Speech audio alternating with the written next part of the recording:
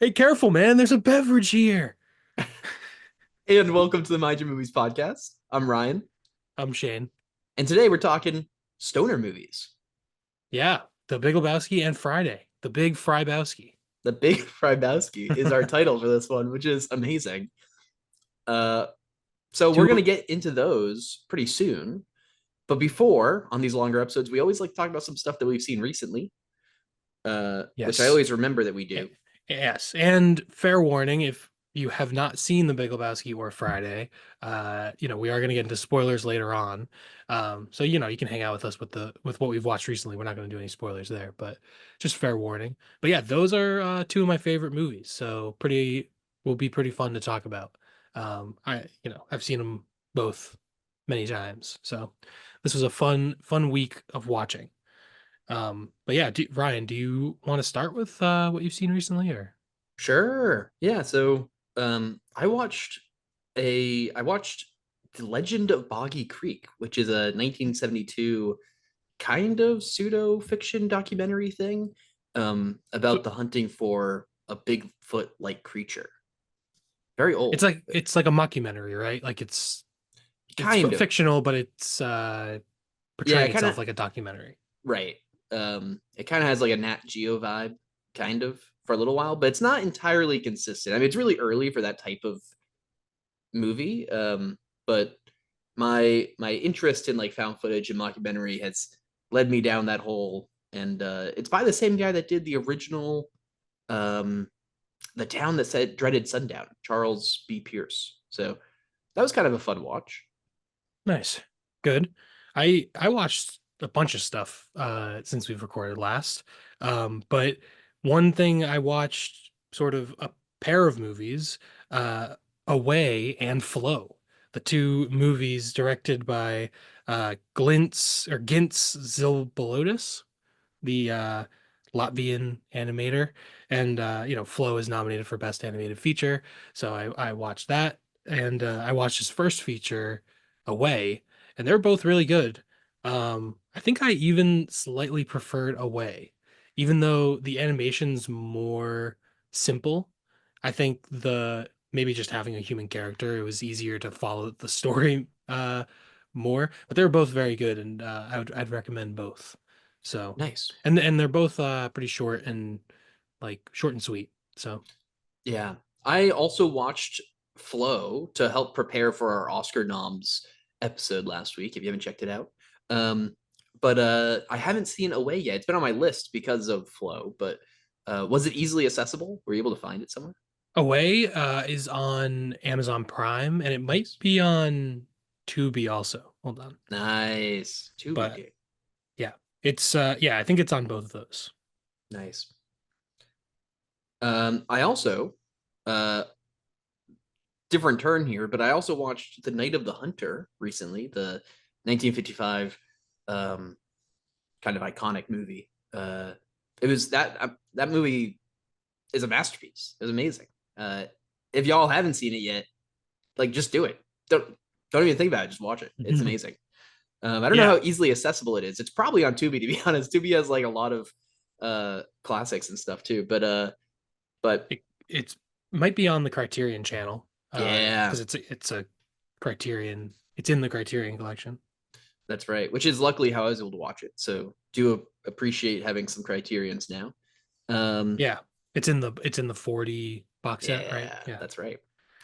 Oh, it says it might not be on the Criterion channel, but apparently it's on Tubi. I That's what knew it. my Look at my that. resources tell me. I don't know. Tubi is like, I mean, you're gonna have ads, but like, I don't know. It's worth watching. Find a way to watch it. Yeah, yeah. It's I haven't seen that movie in a long time, but I should probably rewatch it. But I watched another classic that's in the Criterion collection, Hoop Dreams, the Steve James documentary. Fantastic documentary. I stayed away. Not I stayed away from it, but I just didn't end up watching it for years because it's almost 3 hours long. So that was pretty much the reason that I don't know. A 3 hour long movie is sometimes hard to fit in and all that kind of stuff. It can be intimidating, but this was absolutely fantastic. Like so well edited. It covers these two high school basketball players from like freshman year through like into college, and the doc they filmed so much of their personal lives. The obviously it's about basketball in a way, but it's really just about their lives, about growing up like as a poor black kid in Chicago. They're both from Chicago, and it's just a fantastic movie, like just so well done and really like a pinnacle like of a documentary. I could say like one of the best, definitely. Nice. Awesome. Um, I uh looking through the other list of things I've watched, I also have watched a lot these past couple weeks, um, Yeah. which is pretty awesome. It's been freezing outside, so pretty much Yeah, all I'm like, I'm not going out there. Let me just stay in and watch a movie. yeah. We live in the Northeast, so this time of the year up here, it's just depression time. Like everyone's just inside, the lights are off, it's snowing half the time. There's ice all over the place. I slipped and fell on ice this week. Jesus Christ. Literally like a cartoon. I saw ice and I was like, "Oh, there's some black ice. Don't step there." Literally, my next step was to the side of it, and there was ice that was hidden, and I Uh-huh. slipped like a cartoon. I slipped and I boom flat on my back. So, but I'm fine now. Yeah. But yeah, Uh, that's part of the reason you got to stay inside and watch movies, so you don't that's right. fall on ice like a damn Peanuts character. Yeah. I mean, if you're a real pro like us, you probably stay inside in the summer and watch movies too. Yeah, But that's a uh fair point. Well, but then it's too hot. I mean, come on. yeah. But I mean, I've watched just so much stuff. I rewatched The Cabin in the Woods, which is amazing. Highly recommend to everyone. Great Uh, movie. very meta. It honestly, watching it this time, I do think the some of the writing and the just like the colors that they use definitely shows 2010s, early 2010s vibe. And not my favorite vibe in movies, but the movie's amazing. So you know, Yeah. uh, and I also rewatched the 2020s Scream movies. So Scream 5 and Scream 6. Sorry, Scream 5? It's Scream 5. Yeah, It's fuck that. you gotta call it Scream 5, otherwise you don't know, like it's way more difficult. Yeah. And I think I recommend those to anyone that's a fan of the series. If you're a fan of the series, you've probably already seen them. And if you're not a fan of the series, I don't know if they were like they're not really the best jumping off point. There's a lot of like dependence on some of the Yeah, old characters. you So, gotta watch the first one. I mean, and the first one's the best one, so you just oh gotta watch yeah, that. And if you like it, then you start going down the rabbit hole. yeah. You I will get say I through. like them better than a lot of this. Like 2 and 3, I don't hate 2. I don't like 3 very much, but 4, 5, and 6, I actually think I like generally that the remakes more than the sequels. Yeah. I mean, in a way, they're all sequels, but I know what you mean, like the original three and then the newer three. Yeah, Yeah, I think Scream 3 is the worst one. yeah, That for sure. But 2 is pretty good. I think 2 is on a similar level to the new ones. yeah. I would agree. Yeah. But yeah, I like Scream 4. That might be it's up there with the first one in my opinion. I like 4. 4 is awesome. Yeah. Well, anyway, the last couple things I wanted to mention. I watched Ferrari, the Michael Mann movie. Really good movie. Maybe one of the first movies I've seen where I want to say that the performances are really good, but the accents are really bad. Like I don't know I don't know. It's just weird choices with the accents.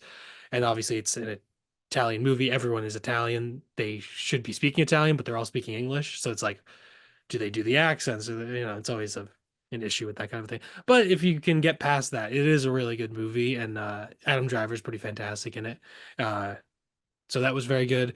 And I watched Athena on Netflix, which is Romain Gavras, who is the son of Costa Gavras.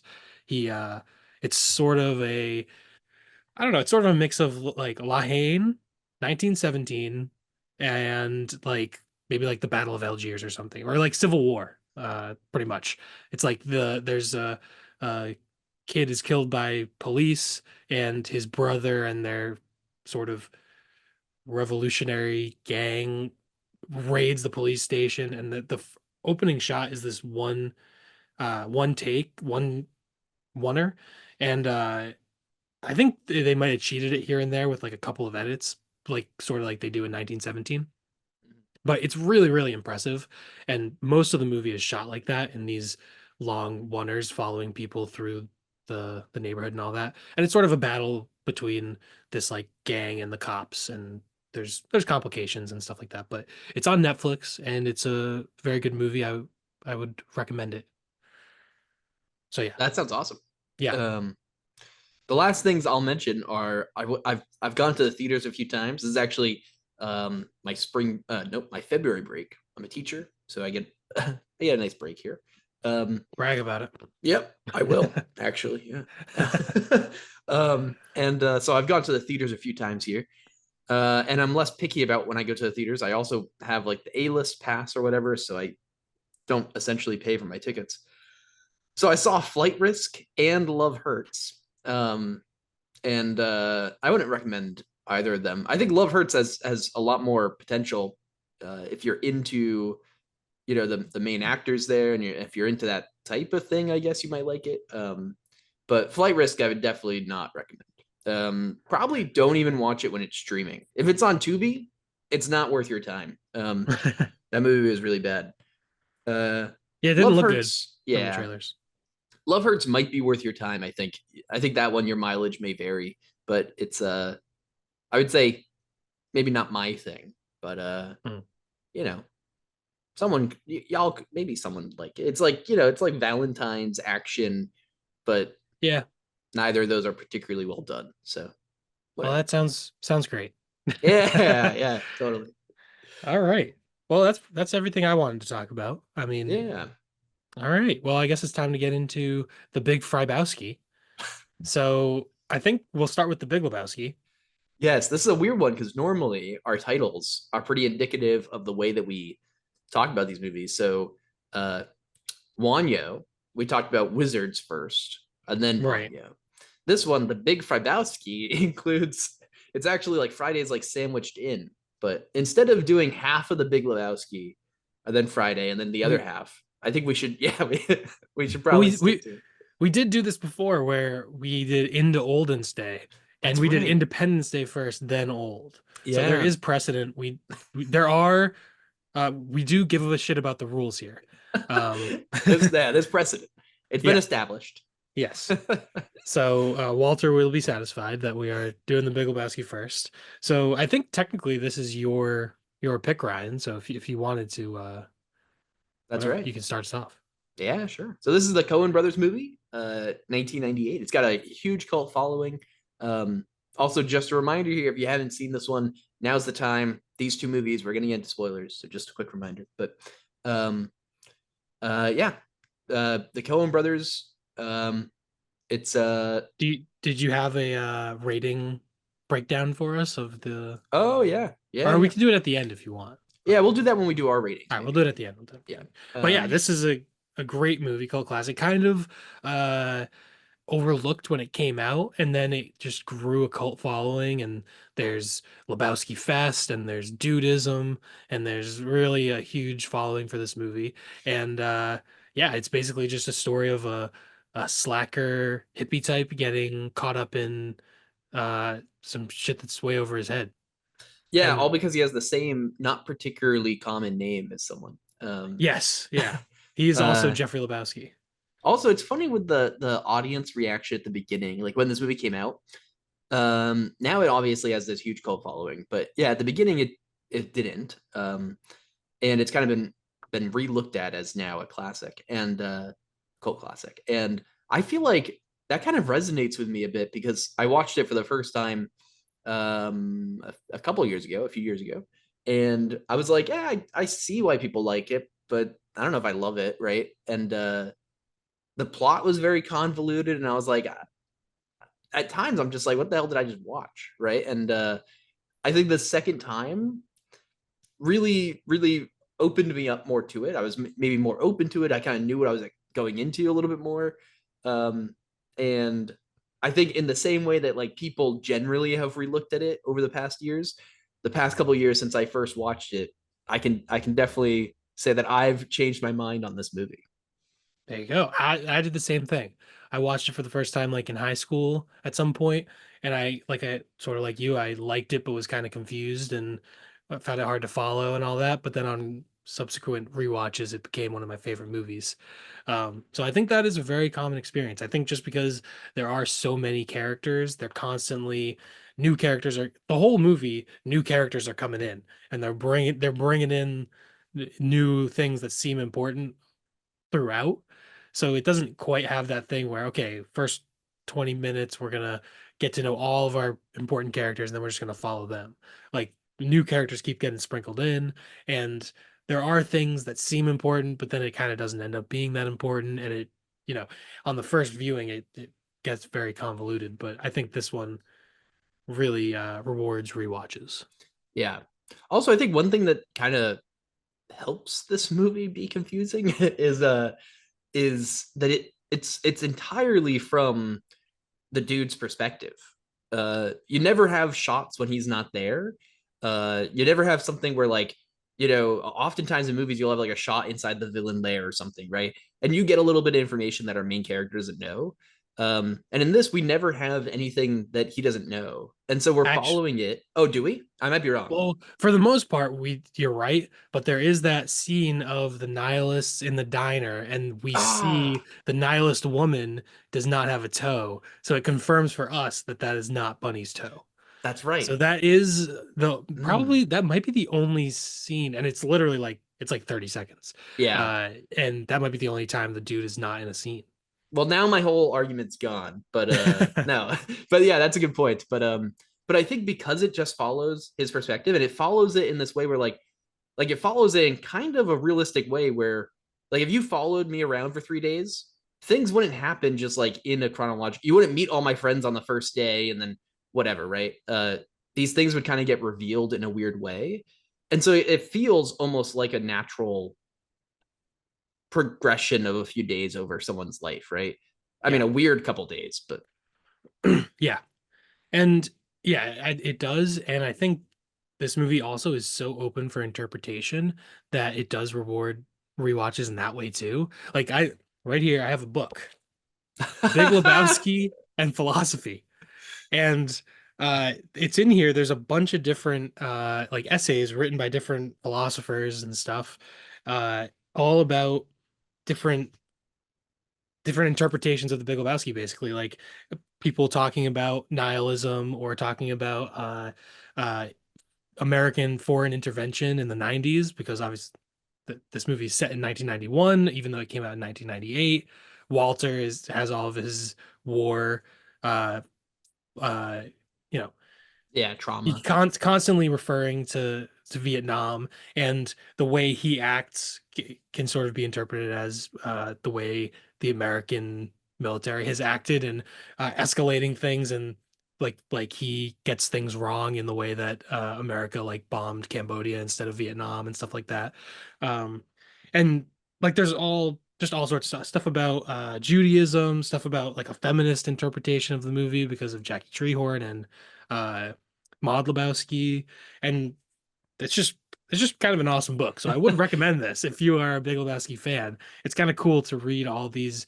It's like Room 237 for The Shining, but more reasonable and not a bunch of crackpots. Uh, Room 237 has some ones where it's like, this is insane. This is like, but I still like Room 237.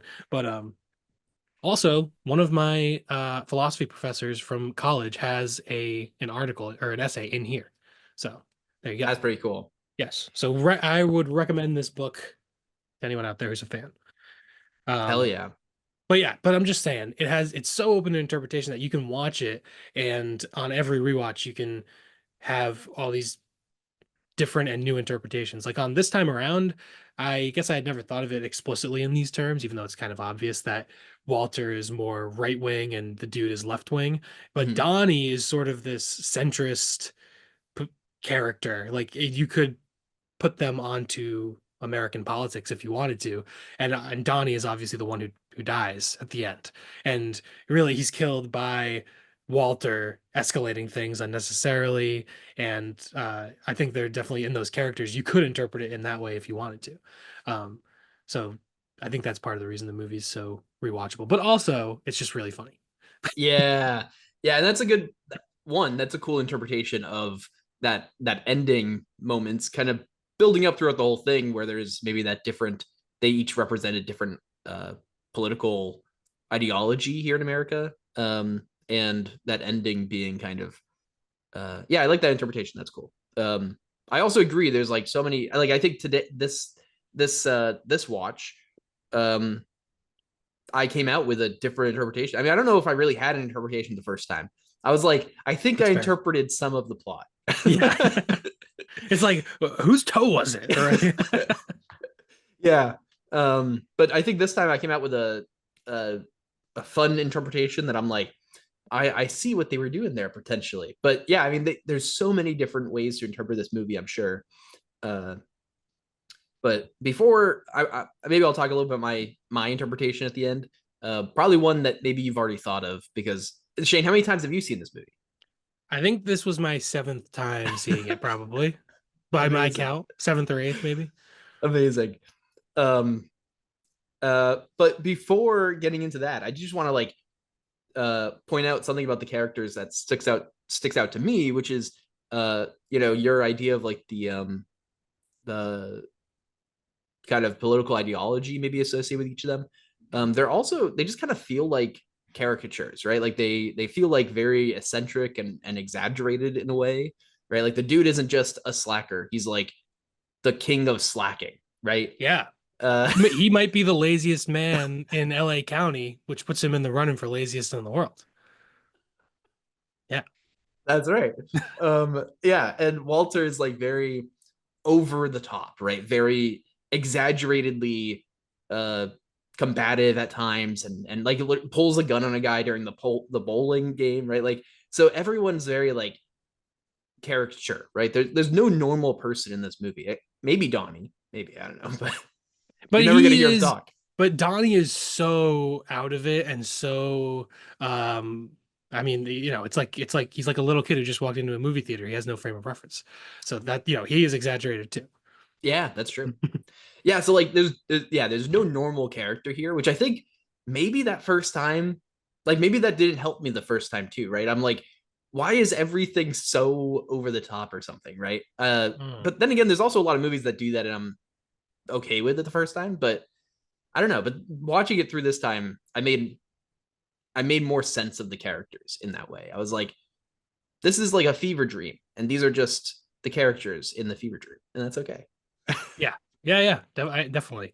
And I think obviously the movie being so funny is why people have connected to it so much, and I have. But also I think the dude being such a like relatable character for a lot of people, I think that is a huge thing. Like Jeff Bridges, all the performances honestly are really incredible. Like they make these over the top characters feel very real to me. And to me, it all feels like these are real people. Like I was watching one of the behind the scenes like featurettes on this, and they said like, oh, like people would always come up to them and ask like, oh, did you improv those lines or what? And they were like, no, like it was all written, like every comma, every ellipses, like they tried to keep it as close to the script as possible. But I guess the writing is so good and the performances are so good that it just comes off as 100% natural to the point where people thought lines were improvised when obviously the movie is very meticulously written out.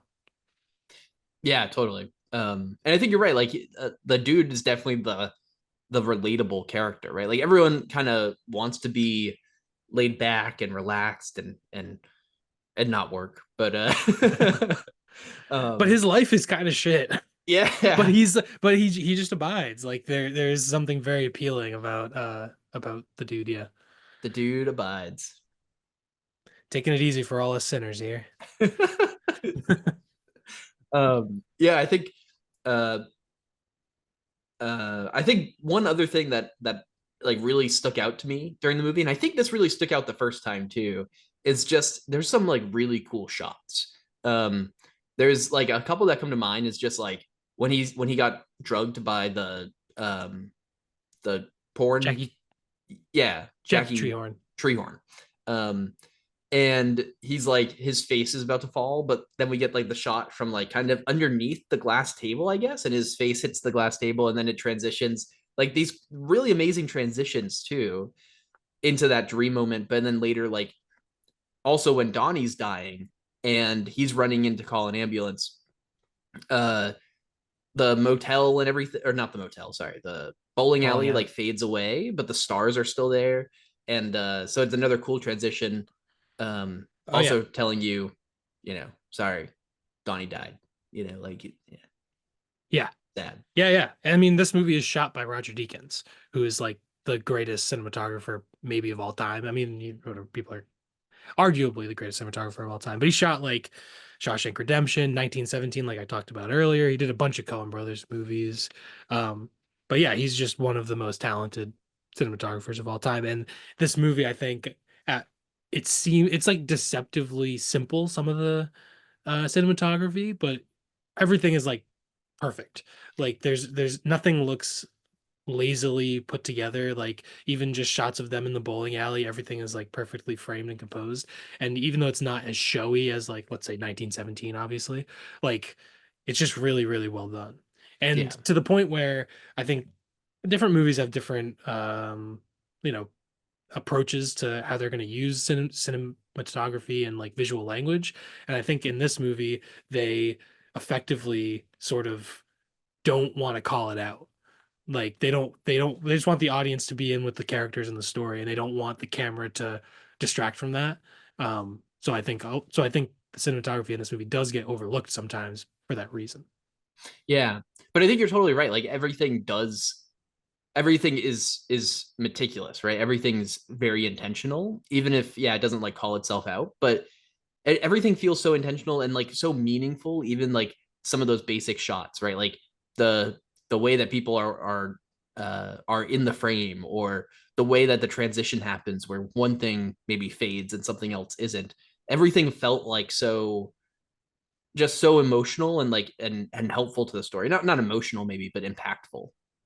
Yeah, yeah, definitely. And maybe that's another element where this movie is so well planned out and well made, but because of the tone and the way the characters speak and all that, it seems so it's just a laid back movie. So the planning and all the technical like virtuosity of the movie is overlooked by a lot of people because it just feels so natural. That it feels like, oh, well that must have been easy, but it's like obviously was not. Yeah. And yeah, so Yeah. and Yeah. so another thing in the movie, the first time, I don't know. Obviously, I've always known that it starts with the tumbleweed, but I think it's kind of came clear to me this time that the dude is the tumbleweed.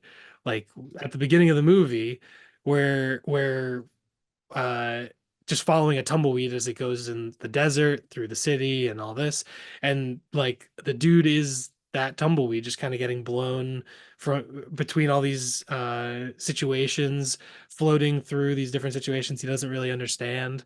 And I think that's a good image for the movie.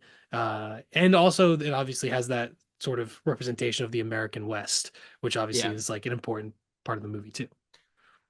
Dude, you're that's awesome. I would not have put that together just yet. Thank you. Well, That's dude, awesome. or his dudeness, the duder, or El Yeah. Duderino if you're not into the whole brevity thing. Yep. Yeah, I mean, Well, also, it took me 7 times to finally put that together. I mean, I'm not exactly a genius. If um you watch a movie enough times, you're gonna be like, the door is red. That means they're gonna die. Like, oh my God. red rum is murder backwards. All right, I think I understood that the first time. I might not be that dumb. No. Uh um but also, just speaking of the that brevity quote and all this, I mean, this movie is so quotable. It's so Oh funny, yeah, it's so quotable. Part of that is just like everything feels like I don't know, everything just feels like a fever dream at times. So like everything is just hilarious. Oh man. I have like my yeah, notes for this one, like half my notes are just quotes. It's so good. yeah. Yeah, there's a Lebowski subreddit, and people basically communicate just in quotes from the movie on in the comment section. Everything is just quotes from the movie. Amazing. Yep. Um, did you have a favorite quote in this movie? Way with the future, dude. 100% electronic. I still jerk off manually. Maybe that one. Me, That's a good one. I really like when Jesus is like, I think it's when he's like, uh what is this day of rest shit? I fuck you on Saturday, I'll fuck you on Wednesday. And then the dude's like, yeah, well, that's just like your opinion, man. Yeah, that's a good one. I like that. That's on my letterbox bio, that quote. So yeah, there are a lot of good ones. Obviously, El Duderino is a good one. Obviously, you're not a golfer. That was Hmm. classic. At the very beginning has really great lines because he's getting thrown into the toilet and his half and half spills everywhere. There goes his 69 cents down the drain. And he where's the money, Lebowski? And he lifts his head up. He's like, I think it's down there. Let me check again or whatever. And then puts him back down. Obviously, you're not a golfer. And then the the guy who's pissing on the rug, I think, what's his name? Wu. I think Wu is his name. He's like, yeah, this guy's a bum or something. Something like that. He's like, and the dude goes, at least I'm housebroken. Yeah, There's a good one. So yeah, I mean, just a lot of really great quotes. yeah, yeah, definitely. I'm finishing my coffee. I'm staying. That's a good one. Say what you will about the tenets of National Socialism, at least it's an ethos. Brent can't watch. He has to pay an extra 100. Yeah, it is so good. There's just so many. The And then maybe Uli doesn't care, and then Uli's a nihilist. Oh, that looks tiring or something like that. Is that what he says? That looks tiring. That must be tiring. that must be tiring, I think, yeah. Yeah, Um, as he's just asleep, drunk in the pool at like noon. the the I've never been more certain of anything in my life when Walter's This guy throwing walks. I've never been more certain of anything in my life. calls him a what is it, a gold bricker? Yeah. Also, um Asian American, please. I won't say that whole quote, but that is a classic one. yeah. Obviously, The shut the fuck up, Donnie. yeah, the Yeah. repeated shut the fuck up Donnie is great. Poor Donnie, but Yep. but That it's for is the my bit.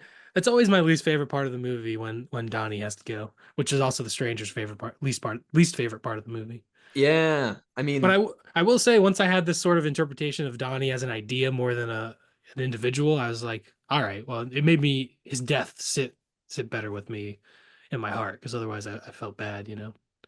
yeah. Also going back just real quick to, I mean, there's so many good things about this movie. There's the cinematography, the quotes. There's also the soundtrack. This is composed by Carter Burwell, who composed a lot of the Coen Brothers stuff and just tons of stuff. I mean, huge list of things. And it just like it always works.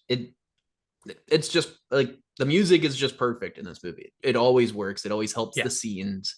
It's great. Love it. Yes. And the opening credits, the Man in Me by Bob Dylan, the perfect song for that opening credits, I think. Yeah. Yeah, it's fantastic. I think like again between that and the cinematography, the writing, the acting, everything just feels so intentional and so perfectly laid out. And it's just yeah, that first time watch for many people, like all that stuff you can realize that it's like all that stuff is good, and yet because of I guess the convolutedness of the plot and whatever, that first time watch is so kind of dissatisfying, right? Because you hear so much good stuff about this movie. If this is anyone's like first time watching it, if you're listening and you're like, I don't get it, dude, give it another shot. Like, give it some time and then give it another shot. I think, yeah, I don't know what it is. You just have to break through that first watch, I guess. Yeah, yeah, I think so. I think not that's true. not the best This way to sell the movie, I guess. But I don't know what to say. Well, hey, we're being honest. Yeah, We're yeah, not trying to sell the movie. that's right. But also, I mean, this movie, incredible cast. Oh my Just God. absolutely just star-studded. I'm not even gonna read off all the names, but like you go down, I wrote down like 20 names just for all the characters. Like, oh, that guy, yeah. Friggin' David Thewlis just plays this random guy who's just sitting there laughing like a maniac for no reason. This video, Knox Harrington, the video artist. I mean, Oh man. just kind of crazy that I don't know, just awesome. And Flea is one of the nihilists, just for no reason really. I didn't even notice that one. But Flea from Red Hot Chili Peppers. yeah, Yeah. that's funny. He Yeah. doesn't even I don't even know if he might have like one line, but he's just one of the side because there's the main nihilist who's Peter Stramer, and then Flea and Torsten Voges. I don't know. Those are the nihilists. Yeah, it is a star-studded cast. And again, I mean, just everyone acts amazing. Like everyone has their role down. These like Yeah. totally exaggerated, eccentric roles, and everyone Oh does yeah. great. Yep. So yeah. I mean the movie also has the whole sort of reaction to the Reagan 80s and Reagan and Bush administrations. Like this is technically a period piece, in my opinion. Because it came out in 1998, but it is specifically set on 9/11, 1991. Is Uh it? I didn't know the date. well, Wow. on at the beginning of the movie, he's writing the 69-cent check for his half and half for Right. his White Russians, and it says September 11th, Wow. 1991. So, or it might just say September 11th, and then at Yeah. the stranger says this is the year 1991, because Yeah. and it says he's the dude for his time and place, Yeah. So yeah, so I think there is like all of these interpretations about like American politics or foreign intervention and stuff like that because of these like specific decisions there it seems more justified to have these type of interpretations because it's like well why did they set it specifically in 1991 and we see George Bush on TV and all that like clearly that those aspects are at play here, even though it's not really a part of the story. But Yeah. Also crazy that this was set on 9/11. This is like 3 years before uh it comes out 3 years before it's it takes place a decade before it actually happens. Um exactly. and it has that commentary. That's interesting. Yeah. Kind of chilling. Prescient. Yeah. Well, Weird. they had a 1 in 365 chance. So Yeah, I guess I mean when you think about it that way, it's perfect odds. yeah, and they probably didn't want to set it in summer because it'd be too hot. Probably didn't Hmm. want to set it in winter because it'd be too cold. So there you go. Maybe fewer and fewer chances. Yeah, you're right. You're right. Um So yeah, I mean, you have anything else you wanted to say? Yeah. Well, I have one thing, which is this interpretation that I had going through it this time is I felt like this movie is a disguised Western, kind of Oh, ish. In the sense that it follows this like somewhat lone ranger where the dude has a small posse, but a lot of times we're following just him. We obviously have Sam Elliott doing the narration stuff, telling us, and I mean he's a cowboy, right? So oh there's yeah, that. But also there's like this this ending, right? So after the big conflict, the showdown, almost like a duel, right? Where there's the two posses standing off against each other. After that, the dude abides. He's riding off into the sunset. He abides, just like a cowboy at the end of a western. I mean, I'm not saying it's a perfect interpretation, but I'm saying why the hell else is Sam Elliott here other than to tell us this is a hidden western movie, kind of I ish. see. I could see that. I could see that. I think of it. Obviously, it's inspired by like The Big Sleep and the Long Goodbye, Yeah. and sort of neo noir. It's sort of like putting this slacker character in a noir Mm-hmm. story. But I think there is that western aspect, and I could see that he's almost like a comedic slacker version, like twist on the Man with No Name or something like that. Yeah, he's today's cowboy, Well, Yeah, 91's cowboy. yeah, yeah. I could see that. That's all I got. Hey, I like it. And there is sort of that thing of him, you know, the the new American West versus the old American Mm, West. And, like the stranger says at the beginning, he calls himself the dude, not a type of name someone would want to take in my day, but whatever. Uh, right. so there is sort of that the way America has changed and stuff like that. Yeah, totally. Yeah. Otherwise, the Walter hugging the dude at the, dude that on the overlook or whatever Yeah. after he kind of accidentally drenches him in the ashes, but Yeah. that hug was emotional. Yeah. I felt that. Everything's a fucking disaster with you, man. Yeah. Sorry, dude. Yeah. It is sad. It is genuinely sad. Sad Yeah. moment. Uh But yeah, well, I mean, fuck it. Let's go bowling. fuck it. That's the that's the thing. You gotta abide.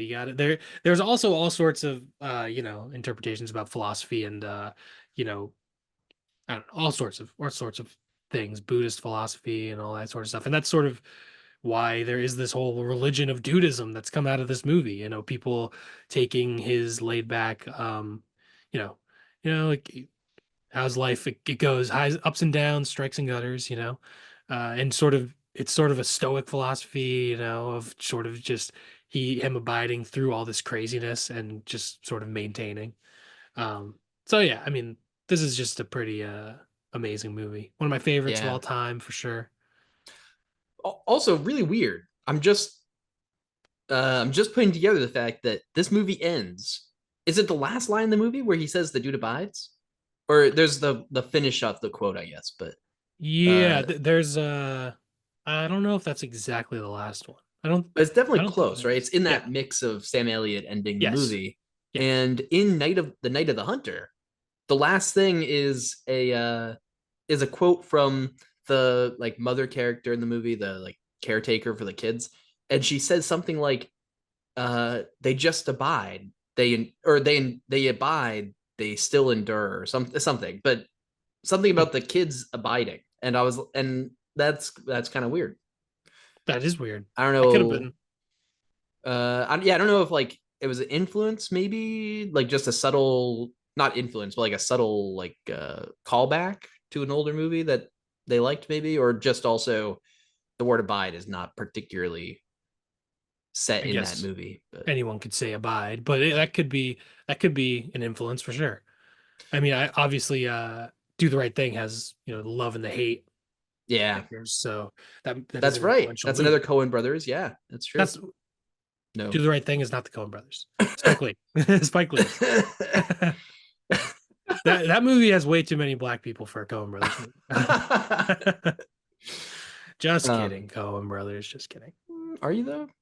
They did Tragedy of Macbeth with Denzel Oh yeah. and a bunch of white people, pretty Was much. that both the brothers? No, that's just Joel. That was That's just just Joel. Joel.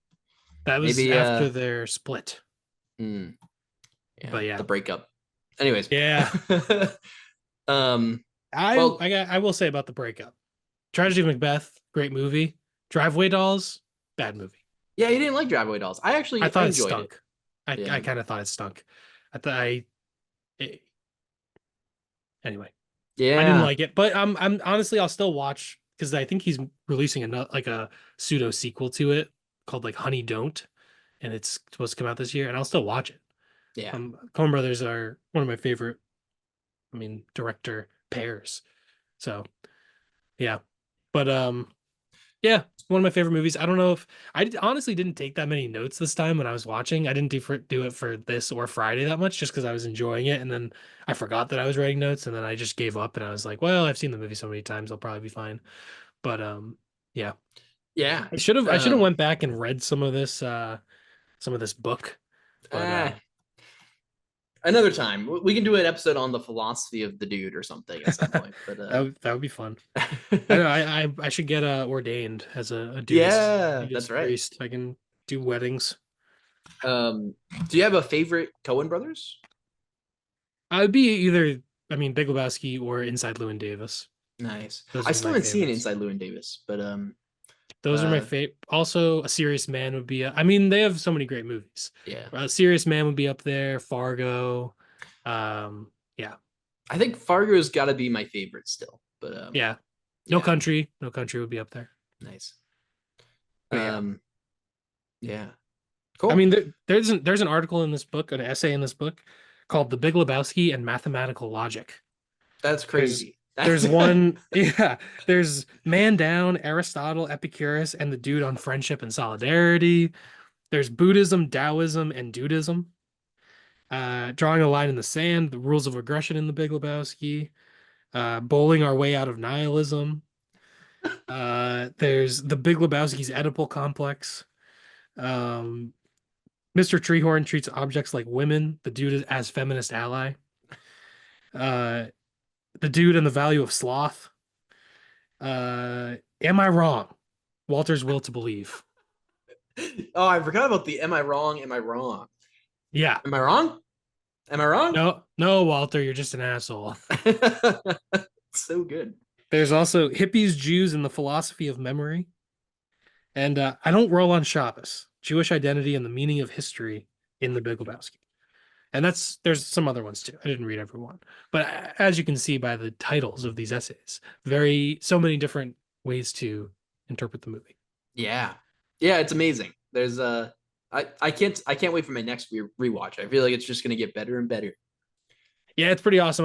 I hadn't watched it in a few years, like just had been a while, I guess, because mainly I would rewatch it when I was showing it to people.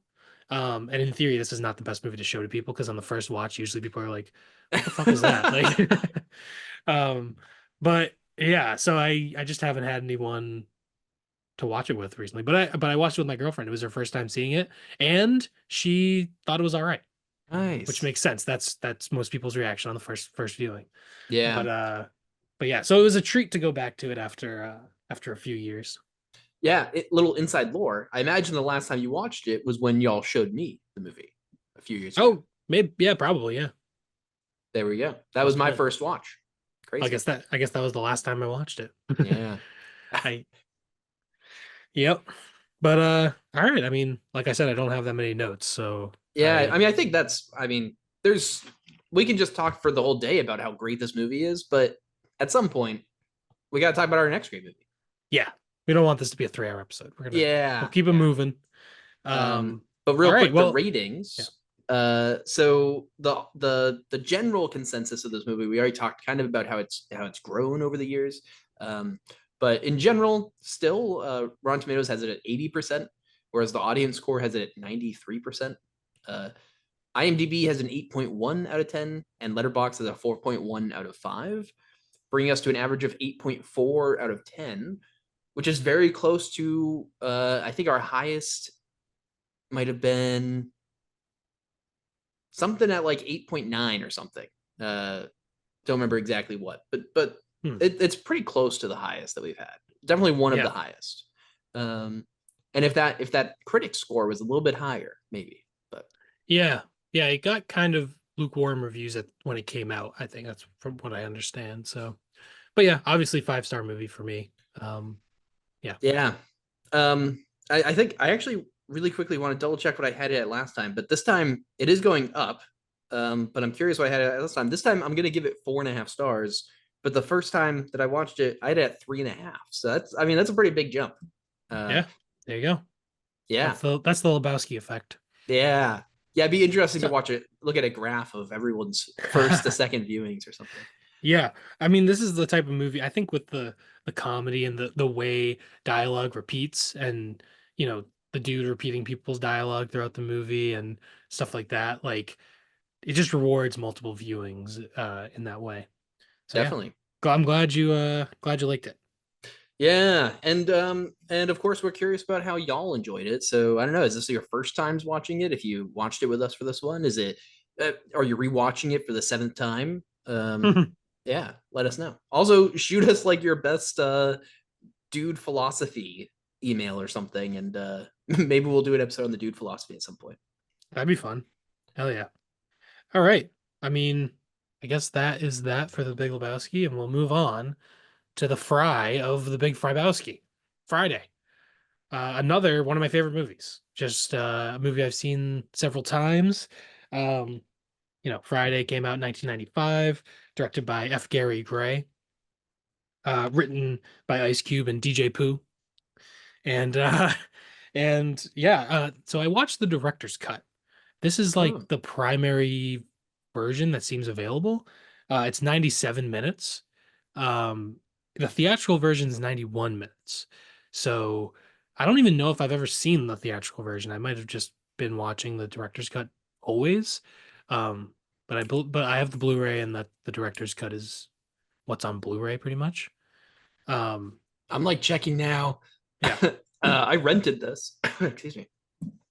And I'm not sure actually what I.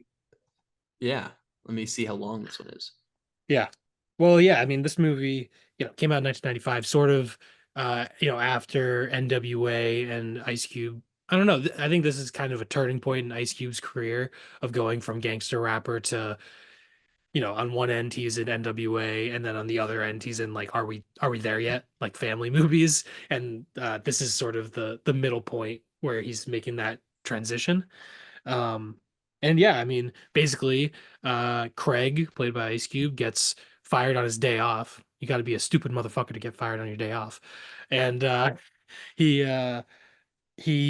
it's Friday. He ain't got shit to do. So he's hanging out with his friend Smokey, played by Chris Tucker. Iconic performance. And yeah, it's sort of you get to know all these quirky and unique characters in the neighborhood, and they deal with a bully, Debo, and also a drug dealer, Big Worm, who Smokey owes him $200 because instead of selling the weed, Smokey smoked it all up. So he owes Big Worm $200, and if he doesn't get it to him, they're gonna get killed at the end of Friday. So, but yeah, I mean, that does make it seem a lot more dramatic than it is. Really, the first probably hour, at least definitely the first half hour, is really just a hangout movie and you're getting to know all these characters, and it's just super, super fun. That I think that opening segment of the movie is just perfect. Um, so yeah, Yeah, when he's like filling what? up the. Is this when he's filling up the cereal with the Oh the yeah, giant serving the like salad bowl or something, and then there's no yeah. milk? Yes, I mean John Witherspoon, who plays Mr. Jones, incredible performance. One of the best comedic performances. Yeah, I like chitlins. I like pork feet. Like he's he's just amazing. Like I feel like the beginning is just I don't know. This is a movie about a very specific. I think the specificity of the movie like makes it universal, where mhm. all the character like obviously I neither of us are from Compton in the 90s, but the characters just feel real and you can relate to them, and like the relationship between Craig and his sister, or the relationship with him and his dad, and just the way the banter between them, and like it just all feels relatable, I guess. And like, who hasn't poured a bowl of cereal? Maybe not such a giant bowl of cereal, but poured a bowl of cereal and then realized you didn't have any milk, and then you had to put water in it, or you had to eat it dry, or you something. Like, I mean, it's just awesome. But anyway, Yeah, I love this movie. What was your reaction to Friday? Had you seen it before? What'd you think? yeah, yeah. I have seen it before, but it's been a long time. And so rewatching it, there was a lot that I didn't remember. Um, and in a way, I think that I don't think that like particularly hurt the experience. Like I think a lot of the jokes hit the first time around for me, and so kind of that second first time, I guess, kind of still a first time experience almost for some of them, still hit really well. And then some of them that were very memorable, I think hit even better the second time. I can imagine this is a movie that also benefits from just rewatches in the same way or in a similar way as The Big Lebowski, where um, like a lot of the jokes are kind of in a way like repeated or like there's the Debo riding in on the bike and it's it's always like a little like ratchy and that has like a Jaws-esque theme to it when Yeah, he's the first time you see him you get the POV shot of a pedal. It's yeah, like on the pedal or something. It's great. um yeah, so like I think again this one definitely benefits from rewatches, but so I have seen it before and I think some of the stuff I got like the rewatch benefit, but then some of it I got the first time benefit kind of. So um that was cool. nice. I enjoy it. quite a lot, probably more than the first time. But Nice. again, it's been a while, so I don't fully remember. But also, fun fact: this is F. Gary Gray's directorial debut for feature length. I know he did like a lot of music videos, I think, before this, but Yeah. kind of cool. Yeah, he's had quite a unique career. I mean, he did Set It Off after this, which is another very good movie, and then he did like the Italian Job remake. He did Straight Outta Compton. He did the eighth Fast and Furious movie. So very yeah, kind of an interesting career. But I think this is his best movie for sure. I mean, this is just like a perfect alchemy of everything. Yeah, Um, yeah, but. I do think it's like all in the specificity of the characters. Like, for example, like at the beginning when Dana is like sleeping with her on her hand the whole night so she doesn't mess up her hair. Like that's just such you like I don't know, just something I would never think to about that because obviously the black women's relationship with their hair is different than the white guy. Like so yeah, I would never even have known that or thought of that really. But it's just an interesting thing about her and throughout the whole movie she's kind of by the end of the movie her hair is like half braided and like half still not braided yet and it's just although I think Ice Cube and DJ Pooh like clearly pulled from their uh experiences and their personal lives and yeah, it just feels so authentic like and I think that's part of the reason that the movie works so well. definitely. Yeah, and I think they, they both. I think the role of Smokey was originally going to be DJ Pooh, but I think for financing, like they obviously wanted to make it with money, right? And so it was hard to find a studio, and then eventually New Line. I think New Line was the ones that like were like, yeah, we'll help you, but you need a like an actor with a little more experience for Smokey, and and so I think just even just them being like the the main characters in a way feels very autobiographical to some extent, right? Like they're kind of putting themselves in the movie and showing off some of their experiences, um, even if more comical perhaps than some things happen. But like maybe Yeah, you never pour into the giant bowl, but yeah, yeah, or yeah, I mean yeah, this is kind of it to me. I think of this as like Chris Tucker's breakout role. Like he did a few other things before, but I think he was primarily known as a comedian. But this is just such like he just pops off the screen every single scene, and he's just really fantastic. And I think this was his breakout into being a big star. yeah, yeah. I mean, both him and Ice Cube in this are amazing, and it's funny because Ice Cube, like before this, I mean, he was in uh uh pretty much like just like more crime, like more serious stuff, right? Um, and and yet he does like a really good job, I think, in this being not as like he's not a hard ass, he's not a tough guy in this necessarily, and I think he Yeah, does really good in that. yeah. It's interesting how it it departs sort of from his music persona, I guess, of like being a gangster rapper. Yeah, But he is just such a normal guy in the movie. Like, and I think that is part of the reason that Craig and Smokey as Chris Ice Cube and Chris Tucker work so well is DJ Pooh, I imagine, at least from his performance as Red, also seems like a normal guy. So to have them together, it could be relatable of two normal guys, but it's a little bit I think the difference of Chris Tucker's like more heightened energy, like they work, they're kind of an odd pairing. So that works for the comedy. Whereas if they were both sort of just chill, normal guys, then it might not be as exciting, and the comedy might not, pop as much. yeah. I mean, kind of like if we think back to the Big Lebowski, it's like if instead of the dude and Walter, it was the dude and the dude. Yeah, true. Or just the dude and Donnie.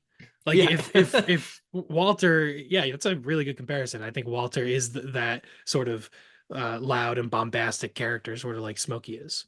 yeah. And I think that yeah, both movies kind of play up or play with those roles really well. Uh, And I think it's interesting in this. We were talking about how there's really no improving the lines in the Big Lebowski. It's all like really meticulously well written.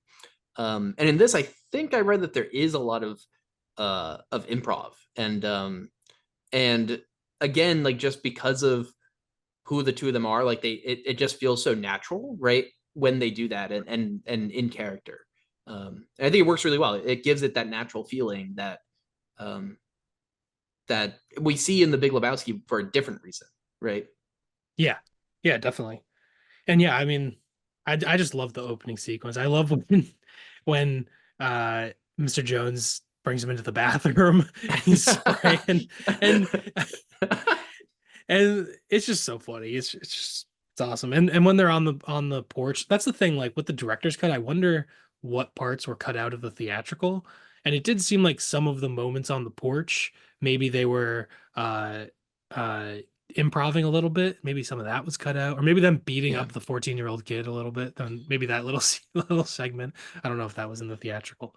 Also, I Um, checked the cut that I watched. So I rented this on formerly Vudu, and it was an hour and 31 minutes. oh, So I must have watched the theatrical. oh, Um, okay. so Interesting. I do remember them beating up a 14-year-old kid. So Okay. that's in there.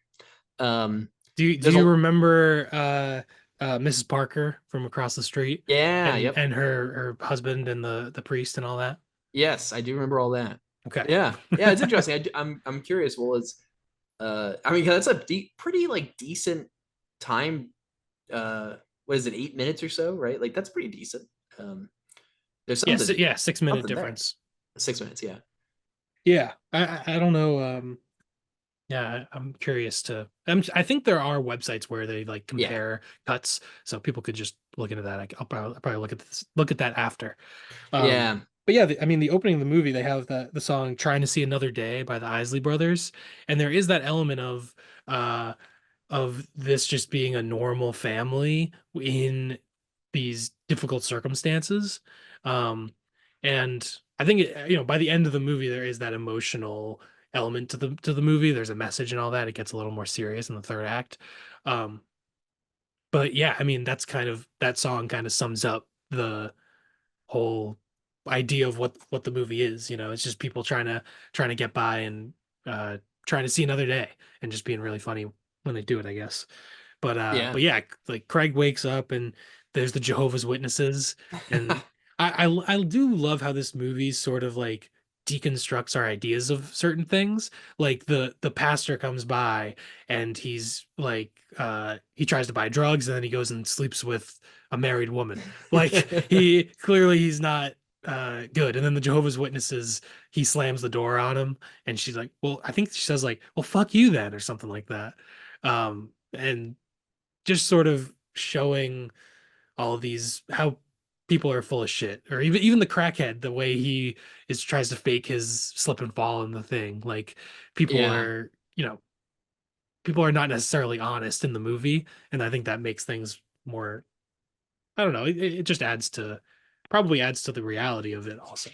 Yeah. And even like I mean, like you said with the pastor, right? Like even these roles that you might traditionally expect to be um kind of represented morally grounded, right? They're not necessarily represented that way in this, right? Yeah, yeah, definitely. But oh, so one thing I noticed about this movie and The Big Lebowski, I think this movie uh maybe drags a little bit toward the middle and the end. And I did watch the director's cut, so it was 6 minutes longer. So maybe that is a factor in that it kind of messes with the pacing a little bit. It doesn't ruin the movie for me or anything like that, but the Big Lebowski, I feel like it's longer than Friday, but the whole way Yeah. through, I feel like you're going along with it. And in Friday, they do introduce pretty much every important character in the first act. And then we don't really meet any new characters throughout. It's just pretty much one location of this street in Compton. And it's pretty much just all those primary characters. Whereas in the Big Lebowski, they're constantly adding new wrinkles. They add the private investigator, they add Maud, they Jackie Treehorn, all and constantly with different locations as well. And I think that could be a factor as why The Big Lebowski has a longer runtime, but it feels a little better paced maybe. Whereas Mhm. this, like, there are moments where it drags just a little tiny. Like there are little dips. It doesn't have the same uh like Momentum. like yeah, that first act I feel like is so perfect. Yeah, it doesn't keep the momentum perfectly throughout. Yeah, I think I agree. I don't know if I like noticed it enough necessarily to be like a problem for me. But again, with the shorter cut, that's probably a big factor, right? But yeah, I mean, I think it definitely doesn't feel necessarily as well paced as the Big Lebowski because again, like in that, yeah, you're just getting something new thrown at you like every minute, right? Yeah. Um, but yeah, uh, I think the like once I got to the third act, I was probably feeling it a little bit. I was like, all right, you know, what's because I mean, yeah, like they pretty much this whole movie is almost entirely on a porch. Like probably like Mostly, yeah. 90% of this movie, not 90, but yeah, a good amount of this movie is on a porch. And by the time that the third act was coming around, I definitely was feeling it a little bit. But then I think the third act did a pretty good job at getting me back. Um, you shoot off a gun and bam, I'm in, Yeah, yeah, yeah. wakes me But up. yeah. Also, this movie and The Big Lebowski, both incredible casts. This is Oh another one yeah. where I wrote down so many names. We haven't even talked about Nia Long in this movie as Debbie, very Mhm. iconic performance. Obviously, Regina King plays Dana, Craig's sister. There's like DJ Pooh plays Red. Friggin' Michael Clark Duncan has an uncredited cameo. He's playing dice with Red, Smokey, and Debo when I think it's when Red. Oh, it's not Red's not playing dice with them, but he comes back to get his bike and he gets knocked the fuck out. Michael Oh Clark Duncan shoot. is one of those guys, and That's he funny. doesn't have any lines or anything, but he's just there. Um, and F. Gary Gray plays. He's credited as Black Man at Store, who he kicks out the crackhead when he's pretending to fall. Megan Good plays kid number two. Uh, Obviously, Bernie Mac plays the pastor. Tony Cox is Mr. Parker. Yeah, it's just all Anna Maria Horsford plays the mom, Mrs. Jones, and like Tommy Tiny Lister Jr. plays Debo. Like it's just so many like great 90s actors and pretty much every role. And I think this movie is probably part of the reason that they got so much Yeah. were known. But yeah, I just love watching the movie and going back to these characters. Yeah. It's pretty awesome, especially like I mean, like you said, like some of them built up their careers sort of after this, right? So looking back, it's like this is awesome. Like you have all these people that have some before and some after built up and some both, but built up these great careers that you get to look back on and that's one of the awesome things about watching movies like in this time era, I think, is there's a lot of actors that ended up kind of being in a lot of stuff that we grew up with, right? That you get to watch them like kind of maybe a little more early in their career and kind of feel like yeah, I don't know. It's pretty awesome. It's fun. Yeah, it's all. I mean, Michael Clark Duncan is literally uncredited as craps player, Yeah. and he's in the Green Mile 4 years later. Like Yeah. that's pretty crazy. Yeah. Uh yeah, that's And pretty cool. yeah, so yeah, I mean, I just love the movie. Like sort of same with The Big Lebowski. And it's another movie that's just so enjoyable for me. I just love to watch it and be in. Also, these are both 90s LA movies. I don't know if that is part of the appeal of that time and place. Um, I don't know, but definitely very different parts of LA are represented. Yeah. Also it's interesting. This movie, I believe, is actually filmed on F. Gary Gray's like childhood neighborhood. Oh, okay. That's according to what is it, IMDb trivia, I think. So whoever wrote that, I hope they're right. But which is kind of that's kind of funny. This guy gets to go back and kind of record the thing there, which is awesome. Yeah. Uh, but also one like one amazing thing from this movie is just how it's just lived on in pop culture like so well, especially like into the internet age where it's kind of fostered a lot of memes, right? Like there's a lot of memes that come from this movie. Yeah. Um, things that I think of from when we were uh in high school, right? And probably before that and hopefully after that, who knows? But um yeah, I don't know. It's great. It's like there's so much stuff that just kind of lives on from this movie that I don't know if everyone that like sees those memes today knows where they're from. If they, I don't know if they're still around. Like Bye Felicia and some of the gifs or like graphics of Yeah. ice, yeah, like Ice Cube in this movie are like iconic, right? Like Yeah, the Ice Cube and Smokey bit. Damn, that one. yeah, Yeah, and you got knocked the fuck out. That one. yeah, And the uh, just the opening quote to the movie is, "I know you don't smoke weed. I know this, but I'm gonna get you high today, because it's Friday. You ain't got no job, and you ain't got shit to do." amazing. Yeah. Yeah, so like I think in the same way, the Big Lebowski lives on in pop culture, obviously, and this does too. And I think they've both found that home as being these great comedic experiences that people share from this time. So Yes. And I just want to read some quotes that I love from the movie. yeah, There, Craig goes, "Well, we ain't got no sugar." Smokey, "No sugar? Damn. Y'all ain't never got two things that match. Either y'all got Kool-Aid, no sugar. Peanut butter, no jelly. Ham, no burger. Damn." the And ham no burger is great. ham, no burger. Perfect. Rule of three is the third one. That one is really funny. And I got mind control over Debo. He'd be like, "Shut the fuck up." I'd be quiet, but when he leave, I'd be talking again. That's so I love that one. Yeah, that one's Amazing. really great. Uh yeah, and when they don't give Felicia, what they don't let her use the microwave, I think, or something like that. And she's like, "I'll remember this." And Smokey says, "Remember it. Write it down. Take a picture. I don't give a fuck." Oh man. Yeah. Yeah, Anyway, Chris great Tucker's just stuff. awesome in this. Great stuff. Also, like it is a very comedic movie and it's very fun and it's very, very enjoyable in that realm. But also the third act, as you mentioned, it gets a little more serious. But I I fucking love it. It's such a good like there's the callback to when he's talking to his dad about being a man and fighting and not shooting, right? And the moment when he is holding the gun up to Debo and has like that kind of vision, I guess, or whatever, of if like of like he pulls the you hear the gunshot, but then it's like him having all these flashbacks or whatever of his dad saying like be a be a man or whatever, fight with your hands or whatever.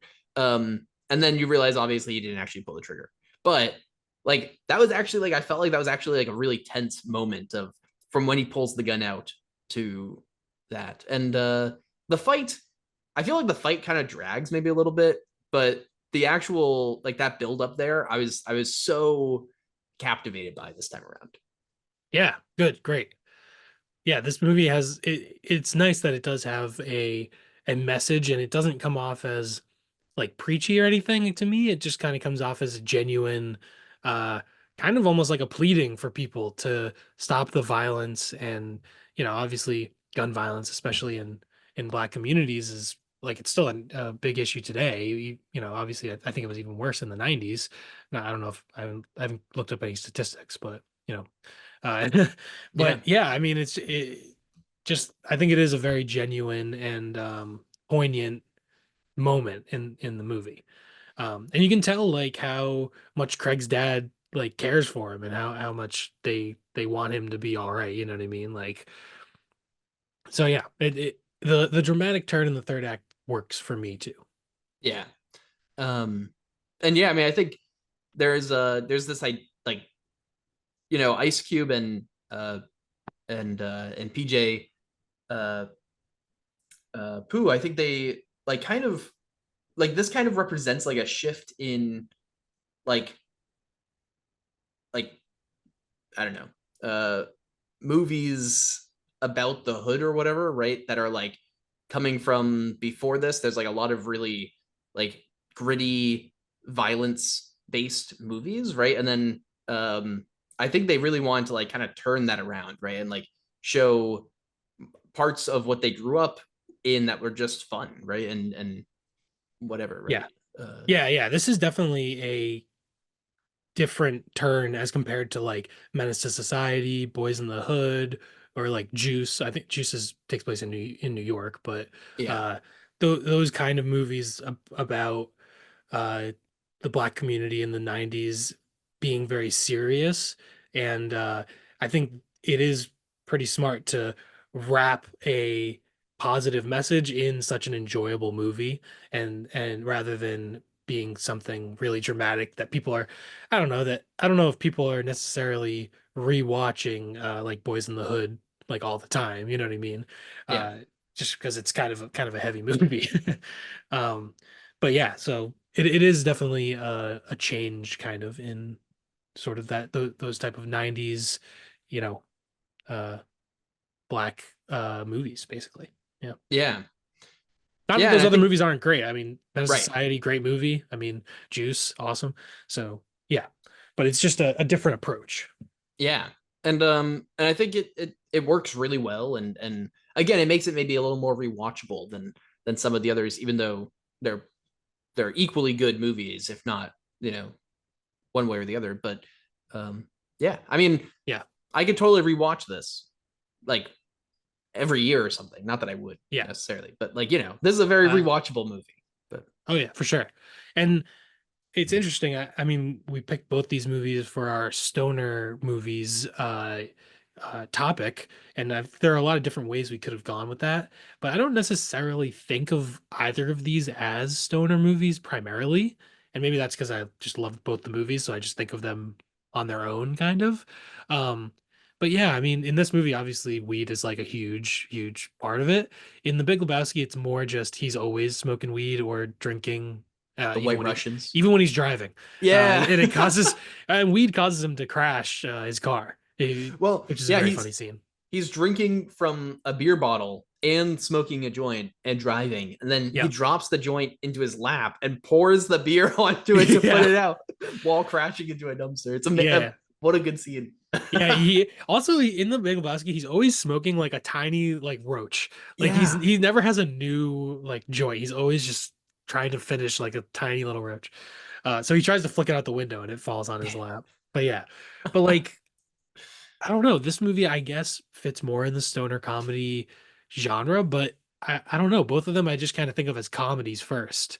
Yeah. Um, I don't necessarily think of it as like, I don't know, like Pineapple Express or How High or stuff like that.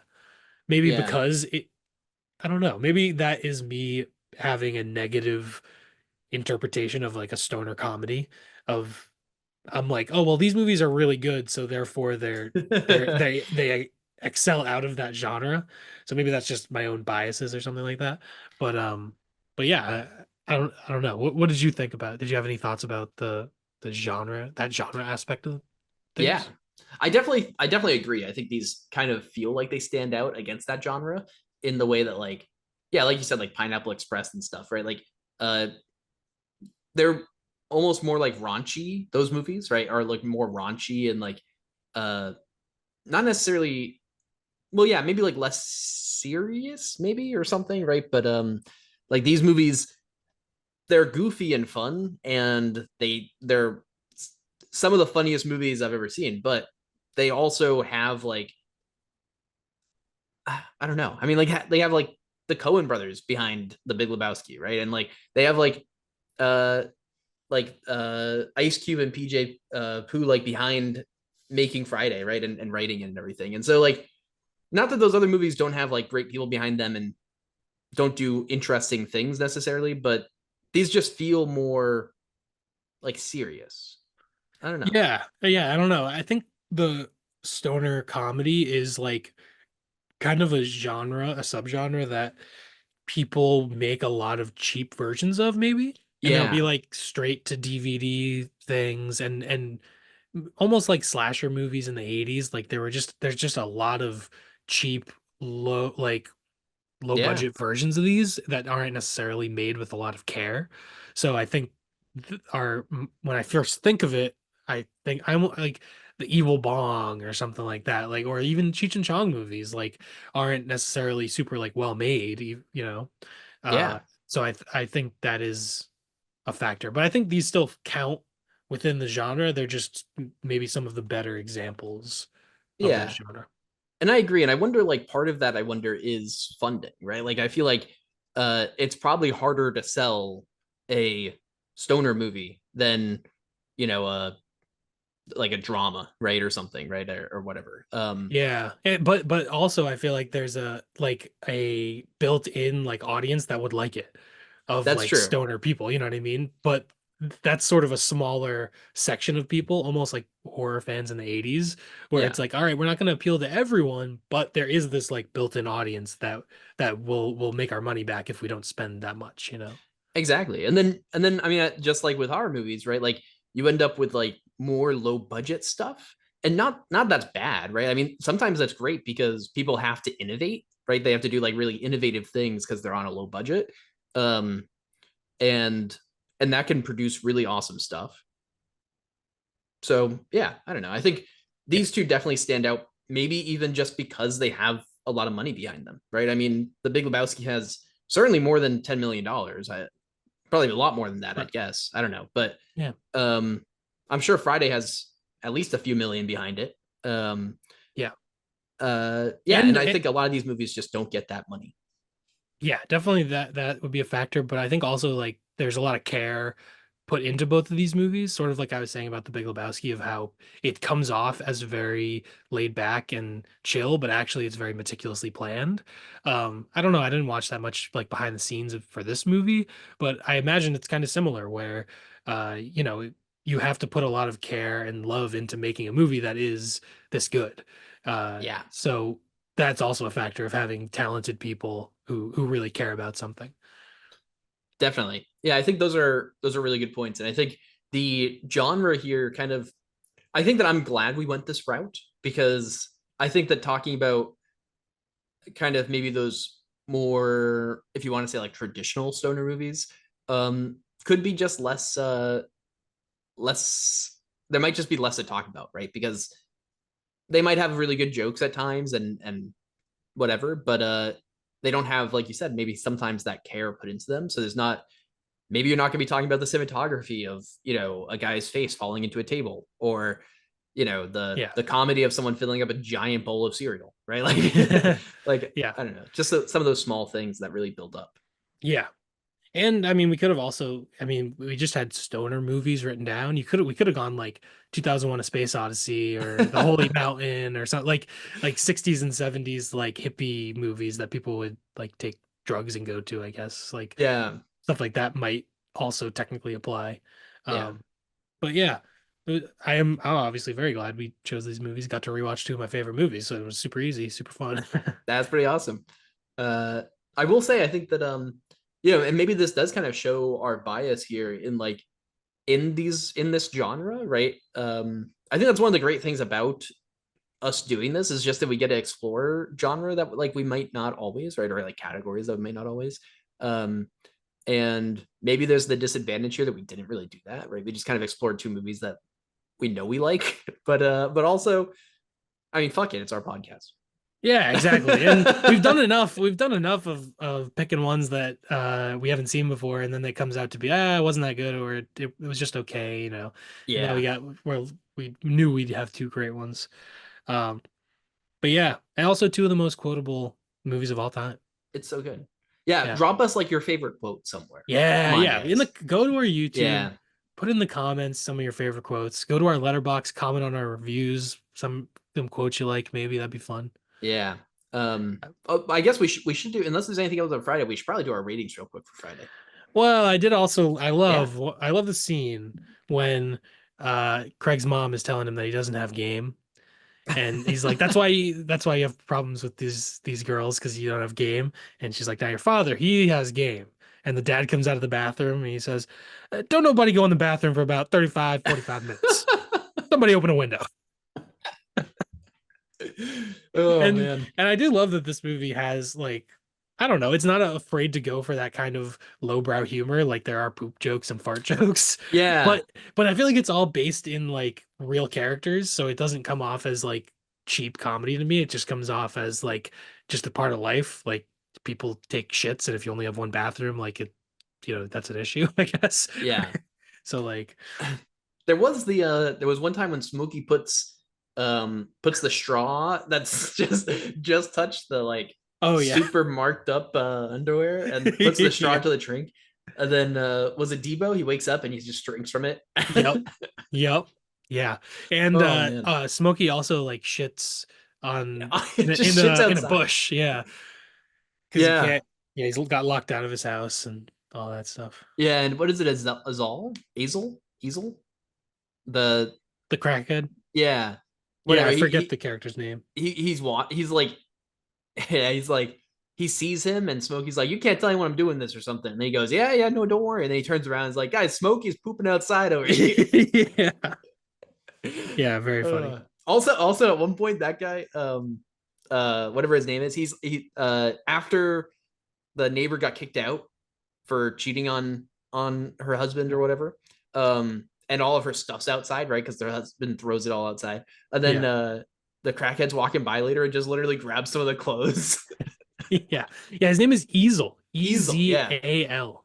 Yeah, Yeah, interesting. played by Anthony Johnson, I believe.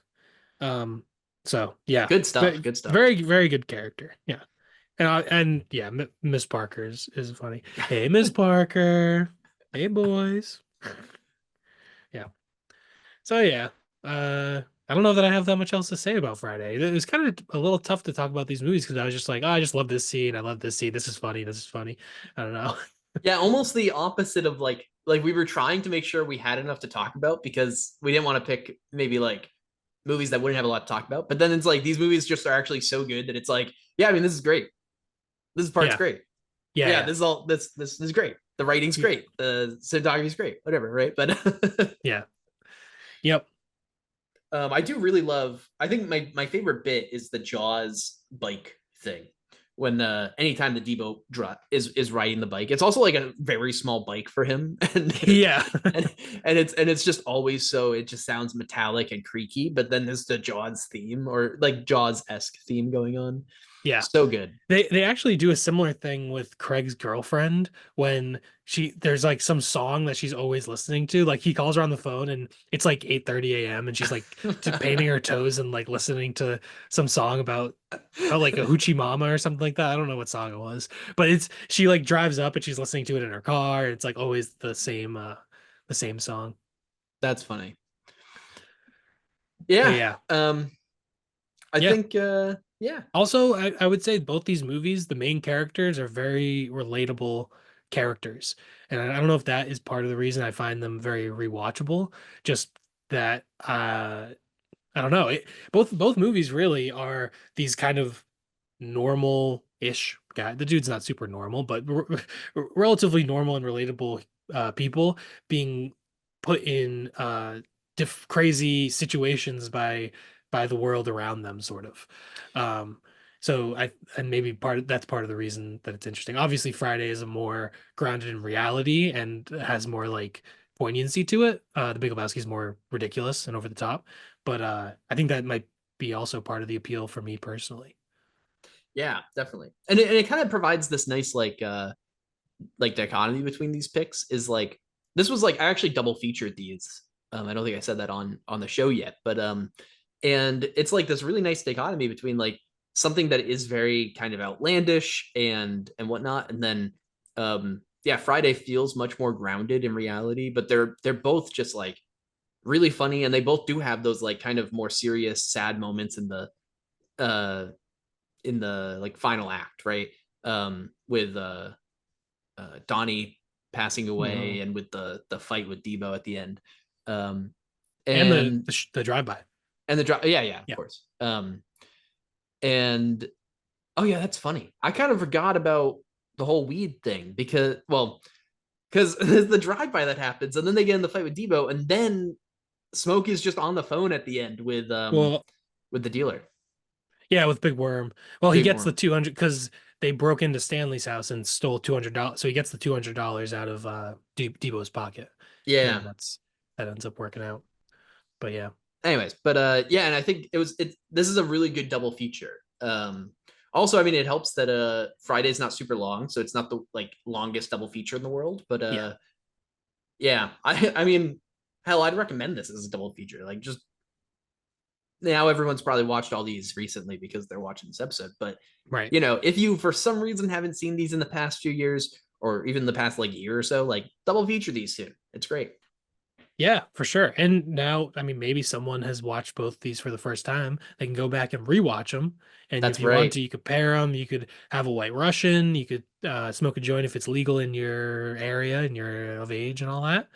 Like that was part of the I rewatched The Big Lebowski so many times in college because we would make White Russians and drink it with the movie. That's so good. But yeah, very just super fun movie, super rewatchable. Two of my favorites. Also, maybe we can do our Friday ratings, but Yeah. I give it 5 out of 5. One of my favorite movies. Oh, nice. Um, I'll do the average in a second, but I give this one 4 out of 5. I think I'd love to watch it again, kind of recently, or where I still kind of remember a lot of it. I think it is one that probably benefits off the rewatches, like I was saying earlier. Um, but yeah, 4 out of 5. Great movie. Love it. The general reception uh is pretty similar to us. 77% on Rotten Tomatoes, a significantly higher audience score at 91%, 7.2 out of 10 on IMDb, 3.6 out of 5 on Letterboxd, average of 7.8 out of 10. So a little bit lower than The Big Lebowski, but obviously very well received. Very kind of a classic movie, right? I mean, we get these memes that come out of it and everything, so it lives on, right? Yeah, definitely. And I'm glad this is the kind of movie that I feel like doesn't get made as much nowadays of studios making these comedies. Obviously, in the 2000s, I feel like comedies were really big. There was sort of Will Ferrell with Step Brothers and Talladega Nights. There's like Superbad, which that's another one of my favorite comedies. There was The Hangover, and like comedies were really big at that time. And then now, I mean, I guess superhero movies kind of ended up fucking everything up. Thanks a lot, Marvel. Yeah, now the best humor we get in a movie is Deadpool or something. Oh God, I'm not a Deadpool guy.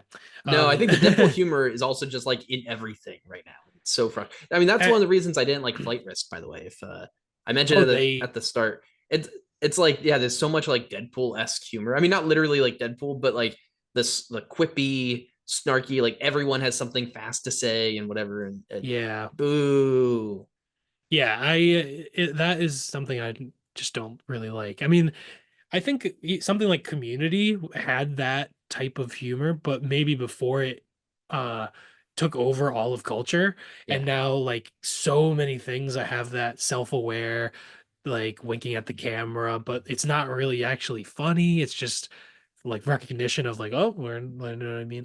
It's just yeah. I We're just am doing the not a thing that fan. people think are funny, right? Yeah.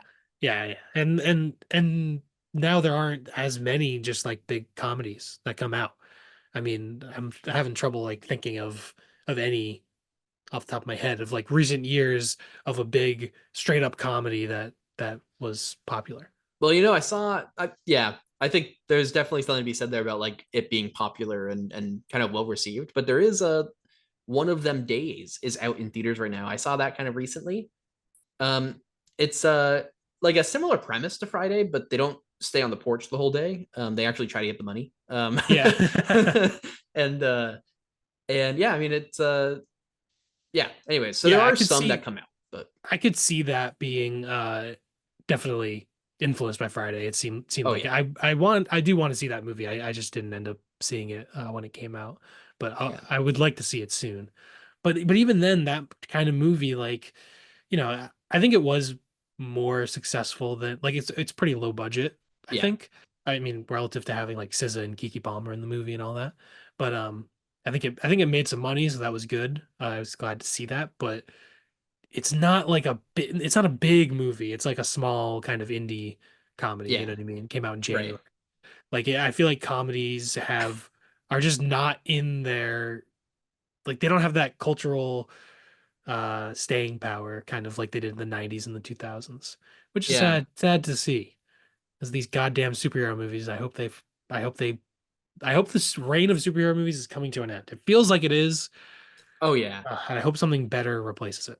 I mean, think about like right now the Captain America Falcon movie, Brave New World. Brave New World, doesn't seem to be doing very well, right? And what was it, Eternals or whatever was a recent one that didn't do very well a few years ago, I guess. But I feel like there's been Um, a lot of like ever since they finished up phase whatever with Infinity War, Endgame or whatever. Uh I feel like pretty much all the Marvel movies that have come out have done okay, right? Like at best. And so yeah, hopefully they realize that by dumping money in, it's not fixing their problem. Because I mean, they're just these movies have massive budgets. yeah, Unbelievably. I mean, like think about like Companion was made on less than $10 million, right? I love that. That's great. Let's make more yeah. movies on smaller budgets that we can, yeah, whatever. But Yeah. Yeah, I think Marvel really fucked up with the TV aspect of it because like one of my friends has seen every Marvel movie and he's like, "Oh yeah, I don't watch the TV stuff." Like I watched I think you said he watched Loki and then he hasn't watched anything else on the Marvel TV. And yeah, then now he's kind of like, "Oh, well, the movies that come out on Disney Plus like pretty soon, so I just wait and then I watch them on Disney Plus." And like obviously the Marvel movies kind of just they were so serialized that it was kind of like television in a movie theater. But now it's literally like people are just like, oh, well, I can just watch it at home. I don't really feel the need to go to the theater, especially when so many have been mediocre recently. So I'm yeah, hoping, because I've never been a fan of, I like some superhero movies, but it's just not my thing. So I'm hoping that Marvel is dying, but my concern is that DC could, this new James Gunn thing, it could be good and then people might like it and then it could reinvigorate the superhero genre, which I would not like. I mean, I guess I like good movies, but I mean, come on. yeah.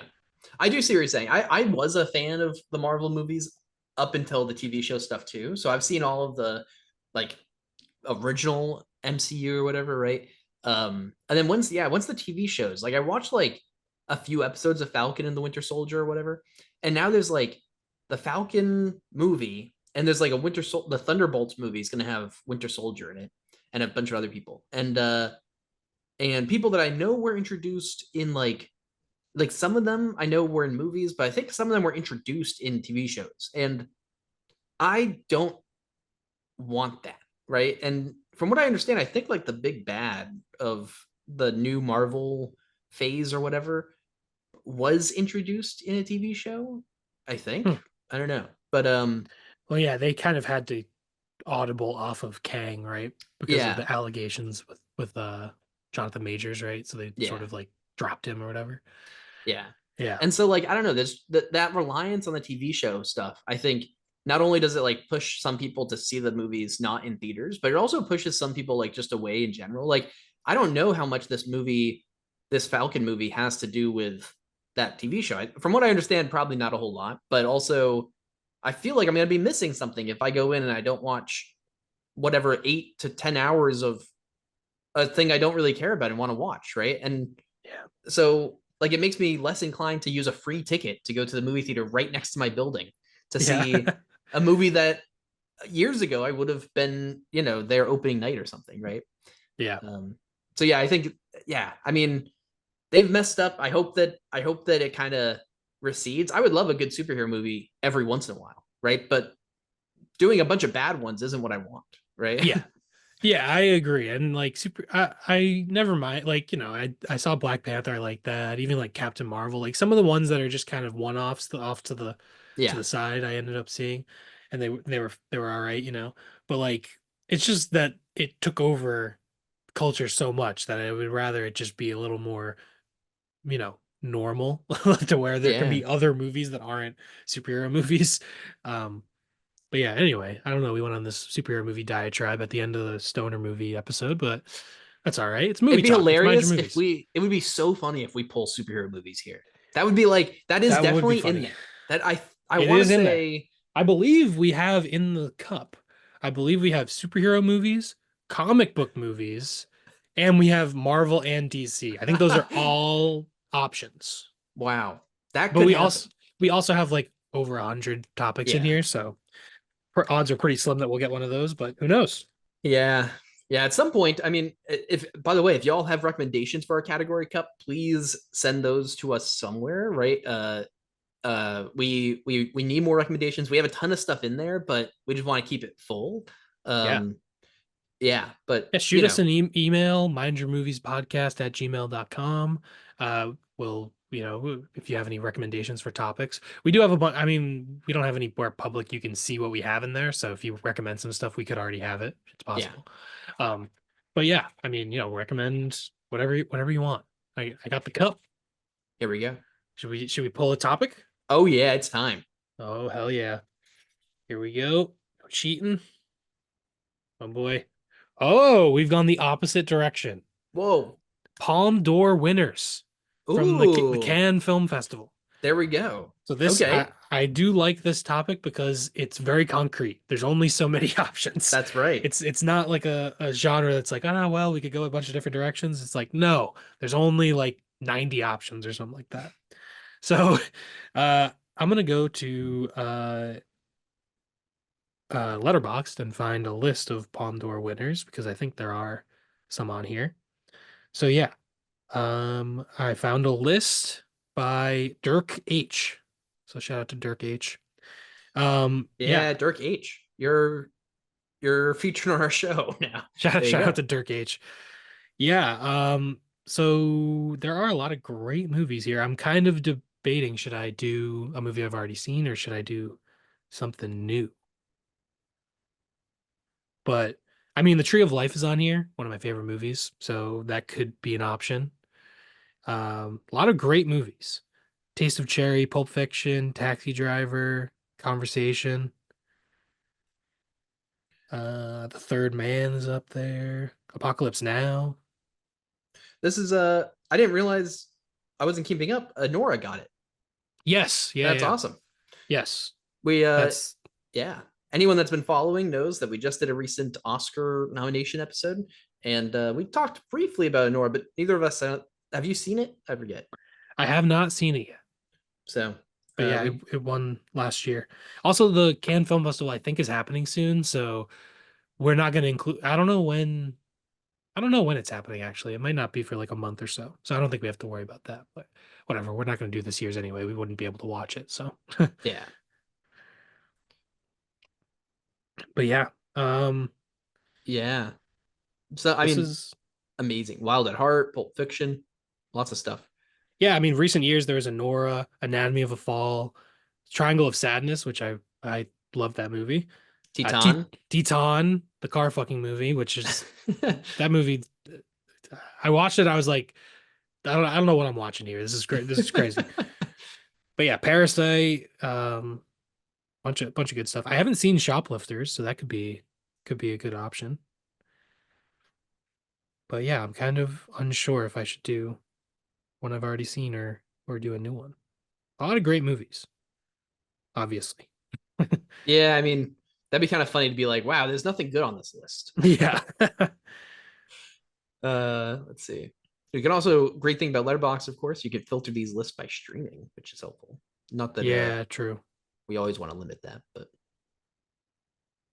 yeah, one nice thing, like you already said about this category, is there's just you don't have to Google college movies or argue about what Yeah. counts, right? Like But it's tough because a lot of these are really good. yeah, I mean these Like are like yeah. Yeah, it's hard to pick from a curated selection of the best like some of some the of the best best movies ever. movies. Yeah. Yeah. Like Yeah, true. Maybe I should just rewatch The Tree of Life. I haven't seen it in a long time. And it is one of my favorite movies. I would say one of the best movies ever made. part of me is looking at Men Without Wings. Men Without Um Wings. I don't even know if that is what that is. it's a it's a Czech movie.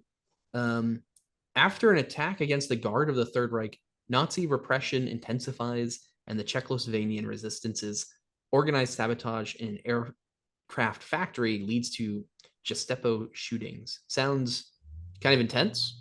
Hmm. Um, What year is it? 1946. Oh, so that's one of the first ones, I think. Also, I could just sort by popularity and see where that Ah, goes. that's a good idea too. Let's see where literally the movie you picked out, least popular on the entire list. The Men Without Wings. That's amazing. You know what though? I bet you if I sort by shortest first. Hold on. Yep. First one. Shortest one. That's why you picked it out. The Tree of Life and Paris, Texas would be two Texas movies. Oh yeah, that's true. That could work. This is tough. I like having the sub themes Yeah, that don't matter at all. yeah, true. Some connection. Yeah. I mean, Apocalypse Now is pretty awesome. Shane, we're back. What are you picking? Yes, we took a time to look at this. I thought this was going to be easy, but turned out there was actually so many good options that it was tough to pick. But I ended up just going with one of my favorite movies. Again, another week where I get one of my favorite movies, The Tree of Life. A little not quite as hilarious as my favorite movies that we covered this week, but an amazing movie. And yeah, I'm just going with that. And I am going with Paris, Texas. Uh, There we go. Both Paris, Texas related movies. that's right. Uh, and both are accessible if you have various streaming services. I think we said Paris, Texas is on, I can double check, but I think it's on Hulu, No, Paris, Texas is on the Criterion Channel and Max. which is, Tree of that's what I said. Life. Yeah, don't worry. Anatomy. We were talking about a lot of different options. Anatomy of a Fall is on Hulu. So Right. we talked about potentially doing like I thought it could be interesting. We did Anatomy of a Fall and Anora to do the two most recent ones, or I mean, who knows? There are Oh a my lot of God. You we guys could have wouldn't done them. believe how much. I mean, there was so many options we talked through.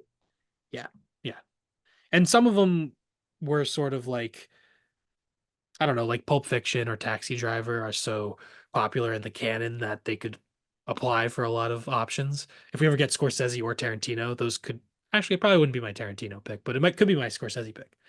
Um, but yeah, so I'm happy with this. I think it's kind of a nice change of pace from we watched two comedies this week. Now we're gonna watch two sort of meditative dramas. Yeah. Also, fun tidbit for all our folks out there is I'm from Texas, kind of. Lived in Texas for most of my early childhood. So I'm going back, baby. I'm gonna Nice. put my cowboy boots on. I'm gonna put my Hell, cowboy hat on. just like Sam Shepard to That's right. get a nice mustache going. It'll be great. Yeah, Right. so that'll be awesome. So it'll be Paris, Texas, The tr and the the Tree of Tree of Life. Life. So the tree of Oh, the Tree of the Texas. the tree of Texas. I mean that kind of That works with kind our of sub theme. or Paris, comma, life. We could just do the Tree of Paris, Texas. The tree of Paris, Texas. I think that works.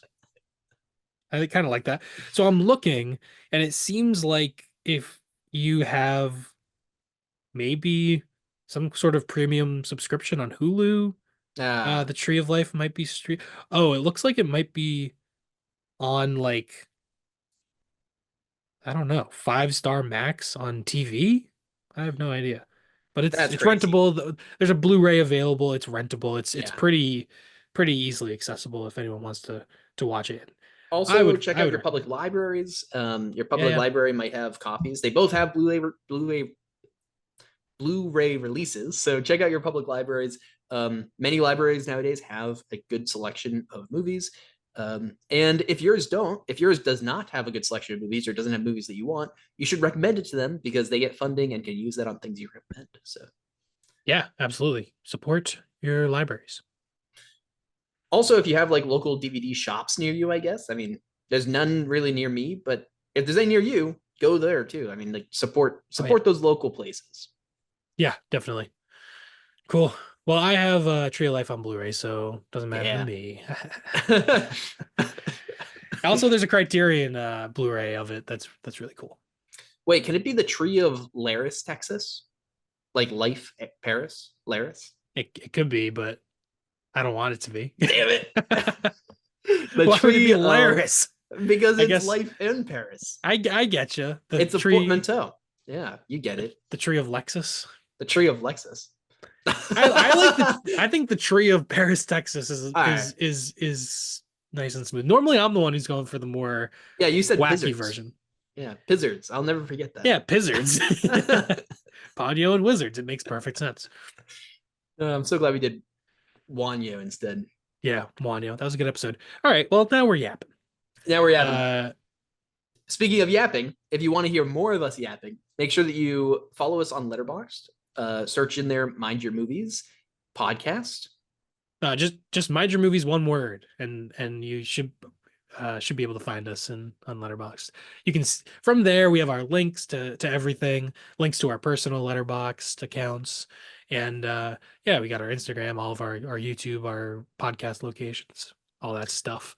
So yeah, Let us know what you think about stoner movies. Also, let us know your Palme d'Or picks. yeah, What yeah, would you be excited to hear about? yeah. Well, what are your favorite Palme d'Or winners? Awesome. Cool. Later, y'all.